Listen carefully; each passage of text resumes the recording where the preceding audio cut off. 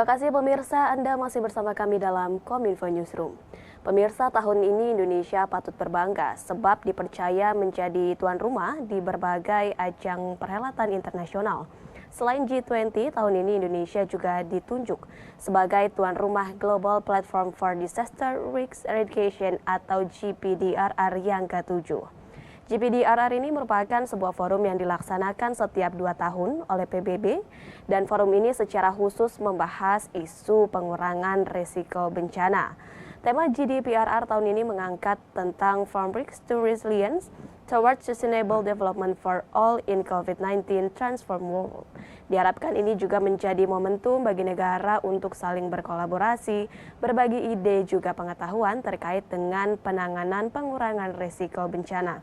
Sebagai tuan rumah, Indonesia apa fokus yang diangkat dalam forum internasional bulan Mei mendatang? Kita akan membahasnya hari ini bersama dengan Letjen TNI Purnawirawan Bapak Sudirman, Deputi Bidang Koordinasi Pemerataan Pembangunan Wilayah dan Penanggulangan Bencana Kemenko PMK. Halo Pak Sudirman, Assalamualaikum. Waalaikumsalam Mbak Bilkis, selamat sore. Selamat sore Pak Sudirman. Pak Sudirman, mengenai pelaksanaan GDPRR untuk bulan Mei mendatang, Indonesia sebagai tuan rumah, apa fokus yang akan diangkat dalam diskusi forum internasional tersebut?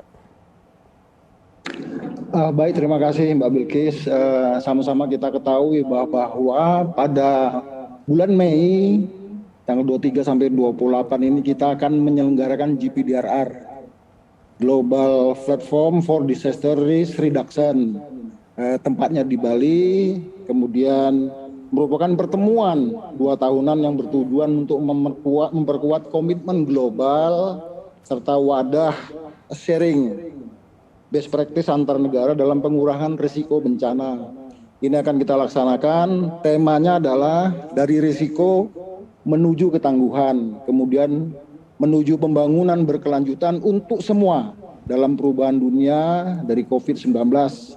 Fokus kita sebagai bangsa yang menjadi tuan rumah, tentunya kita berharap bangsa Indonesia ikut berbangga hati bahwa GPDRR dilakukan di Bali, kemudian di Indonesia kita wajib dan harus bisa menjadi tuan rumah yang baik. Karena ini merupakan momentum yang sangat penting bagi kita untuk upaya membangun ketangguhan atau resiliensi bangsa serta pemulihan dari pandemi COVID-19. GPDRR 2022 diharapkan dapat meningkatkan kolaborasi dan sinergi dari berbagai pihak, baik lokal, nasional maupun internasional. Semangat ini sejalan dengan presidensi G20 yang akan dilakukan pada kegiatan tersebut pada bulan November 2022 juga di Bali. Tujuannya adalah untuk presidensinya adalah recover together, recover stronger. Sesuai dengan strategi Indonesia yaitu menuju resiliensi yang berkelanjutan. Kemudian yang ketiga, karena proses GPDRR ini dilakukan pada bulan Mei 2022, ini merupakan proses midterm review implementasi kerangka Sendai untuk pengurangan risiko bencana. Sendai ini dilaksanakan pada tahun 2015 di Jepang, kemudian 2030, jadi ini kira-kira tengah-tengah lah midterm-nya. Juga Paris Agreement dan pembangunan berkelanjutan SDGs. Oleh karena itu pada tahun 2022 ini juga akan mendorong seluruh stakeholder kebencanaan dunia untuk bekerja sama mencapai tujuan FDRR dan SDGs serta partisipasi midterm semua kegiatan-kegiatan di review ini. Demikian kira-kira Mbak Bilkis. Baik, artinya pelaksanaan GDPRR ini tentunya selaras dengan pelaksanaan G20 mengenai pentingnya membangun ketangguhan bangsa dari pandemi COVID-19. Mengenai pemulihan, Pak Sudirman, ini tentunya kita berharap juga dengan adanya pelaksanaan GDPRR ini dapat mengembalikan atau pemulihan ekonomi nasional. Adakah dampak ekonomi dari adanya pelaksanaan GDPRR pada bulan Mei mendatang? Oh baik Mbak, kalau dampaknya tentu Mbak, saat ini sudah sebanyak 5.351 orang yang registrasi untuk kegiatan event GPDRR ini. 3.136 itu sudah approve registrasi. Kemudian dari 3.136 tersebut 81-nya hadir secara fisik.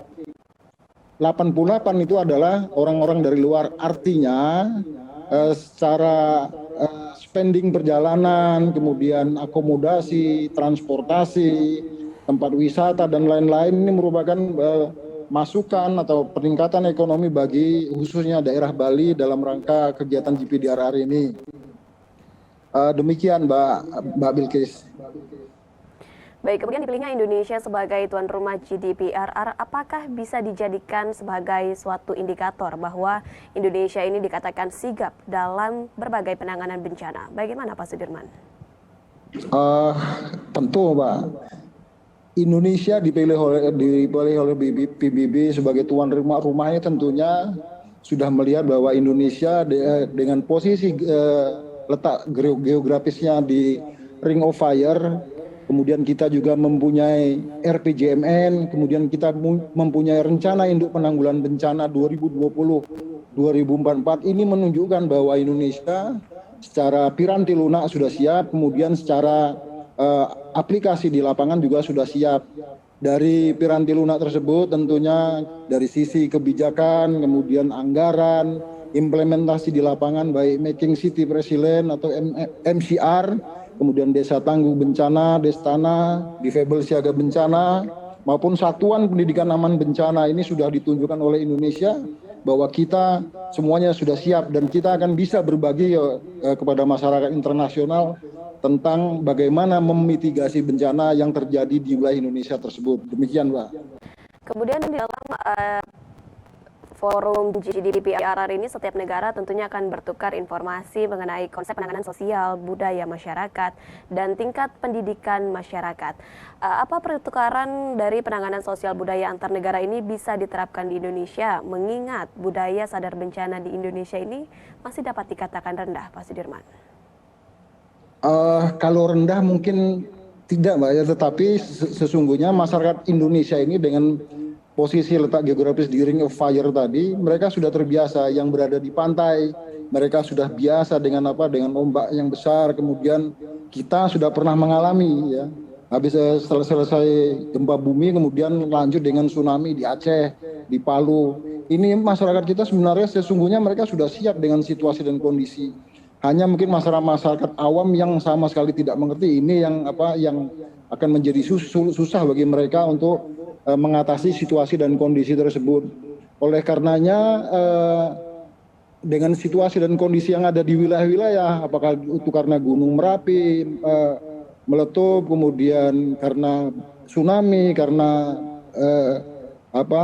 kegiatan-kegiatan bencana lainnya, ini bangsa Indonesia sudah terbiasa sebenarnya. Kearifan-kearifan lokal yang sudah ada, seperti lokal semong di Semule, itu di Aceh, itu bisa mengurangi tingkat korban yang begitu besar. Kemudian rumah gadang di Padang ini juga dengan tanpa paku ini tentunya sudah bisa mengurangi.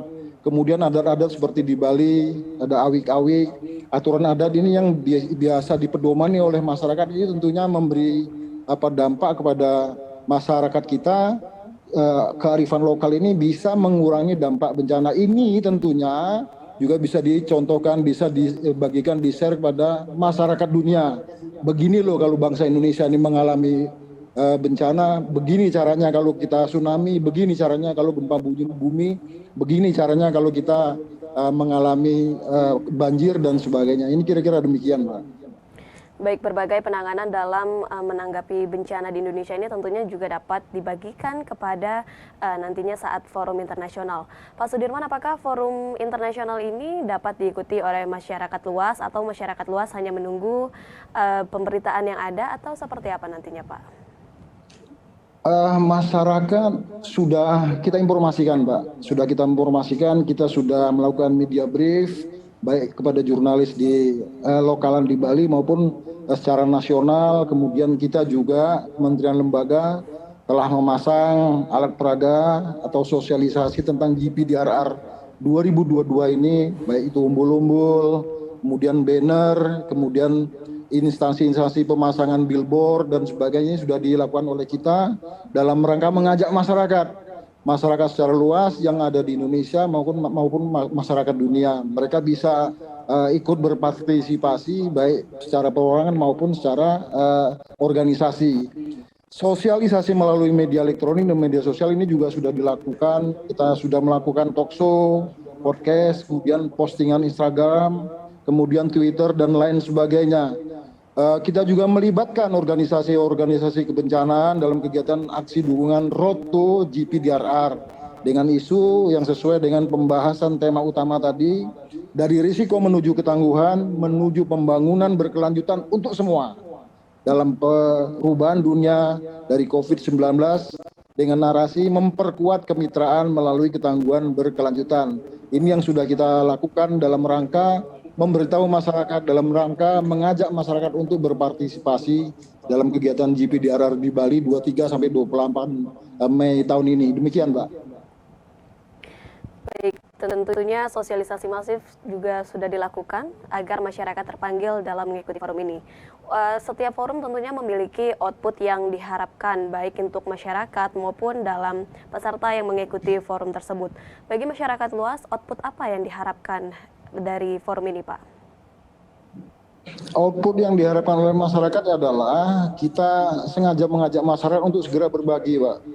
Segera bergabung, kemudian ikut berpartisipasi dalam kegiatan. Karena kegiatan dilakukan selama beberapa hari di Bali, kemudian mereka bisa sharing pengetahuan, sharing teknologi, kemudian mereka juga bisa menerima sharing pengetahuan, sharing teknologi yang dibagikan oleh masyarakat internasional yang sama-sama mengikuti kegiatan GPDRR.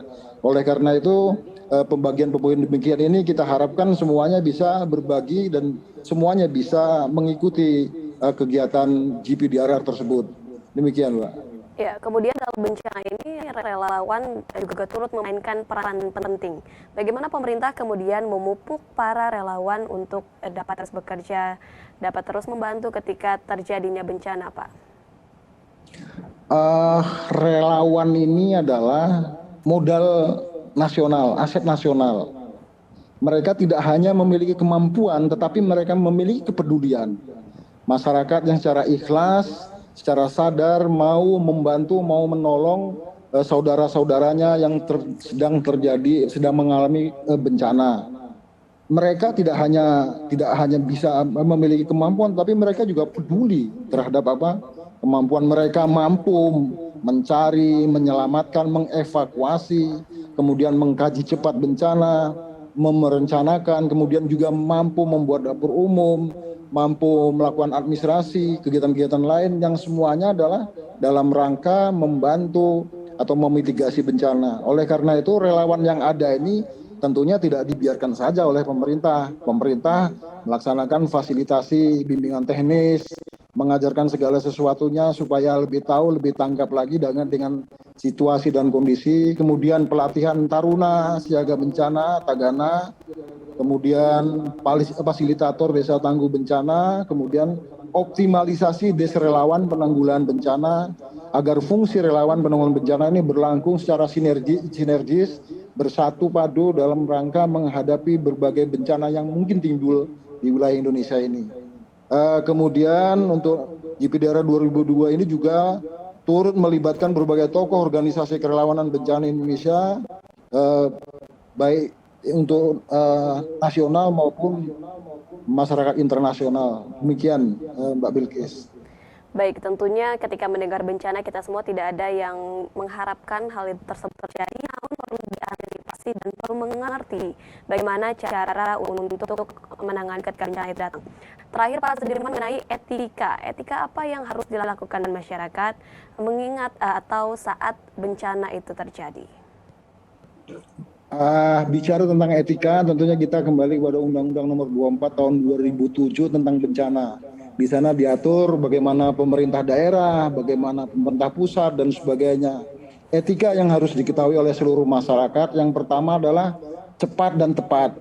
Artinya harus dilakukan secara cepat dan tepat sesuai dengan tuntutan-tuntutan keadaan yang terjadi pada saat itu. Kemudian prioritas apa yang harus dilakukan oleh masyarakat apabila terjadi bencana, yaitu penyelamatan jiwa manusia ini lebih prioritas daripada yang lainnya. Kemudian yang ketiga, koordinasi dan keterpaduan. Artinya segala sesuatunya dikoordinasikan dan terpadu satu dengan yang lainnya, karena kita tidak bisa mengatasi hal ini sendirian. Kita harus berkoordinasi, kemudian kita harus terpadu segala bagian-bagian yang ada di tempat bencana tersebut. Kemudian berdaya guna dan berhasil guna tentunya dalam rangka mengatasi kesulitan masyarakat dilakukan. Kita tidak hanya membuang-buang waktu, tenaga, biaya yang berlebihan, tetapi kita bekerja sama berdaya guna, berhasil guna dengan efektif dan efisien. Kemudian transparansi dan akuntabilitas ini bisa dipertanggungjawabkan secara etik dan hukum. Kemudian kemitraan dan pemberdayaan ini tentunya kita bersama-sama dengan seluruh unsur bangsa yang ada untuk sama-sama memberdayakan dan memitrakan satu dengan yang lain dalam rangka menjaga bangsa ini. Kemudian non diskriminasi, kita tidak pernah memberikan perlakuan yang berbeda, satu jenis dengan jenis yang kelamin yang lain, satu agama dengan agama yang lain, suku yang satu dengan yang lain. Kita semua berlaku sama bahwa mereka ini adalah bangsa Indonesia. Kalau di internasional tentunya mereka adalah umat manusia. Kemudian non proletisi, dilarang menyebarkan agama atau keyakinan pada saat keadaan darurat bencana. Semuanya bahwa mereka adalah umat manusia yang perlu ditolong dan penyelamatan jiwa manusia inilah lebih diutamakan. Ini kira-kira apa etika yang perlu ditanamkan oleh seluruh masyarakat agar sama-sama kita menyadari bahwa bencana ini adalah kita hadapi bersama dan kita bisa mengatasi bersama. Demikian Mbak Bilkis. Baik, dari resiko menuju ketangguhan, membangun ketangguhan bangsa dari pandemi COVID-19, memperkuat kemitraan dan pemberdayaan, sama-sama memberdayakan satu sama lain dalam menjaga bangsa. Terima kasih banyak Pak Sudirman telah meluangkan waktu bersama kami dalam tema PBB Tunjuk Indonesia Tuan Rumah GDPRR tahun 2022. Salam sehat Pak Sudirman. Salam sehat, terima kasih.